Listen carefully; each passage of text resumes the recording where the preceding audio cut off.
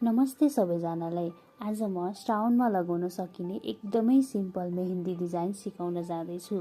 सबैभन्दा पहिला 3वटा points equal डिस्टेन्समा बनाउनुहोस्। अब त्यो पोइन्टको वरिपरि सर्कल कोर्नुहोस्। त्यो सर्कलको आसपासमा हम्स बनाउनुहोस्। ध्यान राख्नुहोस् है, हम्स हाम्रो इक्वल हाइटको भयो भने फुल चिटिक्क देखिन्छ।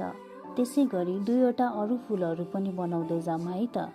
फुल बनाइसकेपछि फुलको 4वटा डिरेक्सनमा ठुलो ठुलो थोप्ला बनाउनुहोस् र खाली रहेको ठाउँमा सानो सानो थोप्ला बनाउँदै जानुहोस्। अब त्यस्तै गरी डिजाइनको थर्ड फ्लावर पनि सेम स्टेप रिपिट गरेर बनाउनुहोस्। फ्लावरहरूको ग्यापमा सिधा लाइन तान्नुहोस् र सानो ठुलो थोप्लाले सजाउनुहोस्। सेम डिजाइन फर्स्ट फ्लावरको माथि पनि भी आकारमा बनाउनुहोस्। अब थर्ड फ्लावरको तल सी आकारमा 4वटा कर्भ सेम पोइन्टबाट बनाउनुहोस्। त्यो 4वटा कर्भमा पनि अघिकै तरिकाले थोप्ला थोप्ला बनाउनुहोस्। कर्भको सेन्टर पोइन्टबाट एउटा सिधा लाइन तान्नुहोस् र दुवै साइडमा पातहरू बनाइदिनुहोस्। यति बनाइसकेपछि अब औँलाहरूको पालो आउँछ।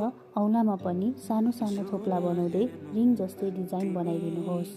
बिचको औँलामा रिङ डिजाइनको माथि तलको जस्तै लाइन्स र त्यसमा पात बनाइदिनुहोस्। डिजाइन कम्प्लिट भइसकेको छ। तपाईँले पनि ट्राई गरेर कमेन्टमा पिक्चर सेयर गर्न नबिर्सिनु है त।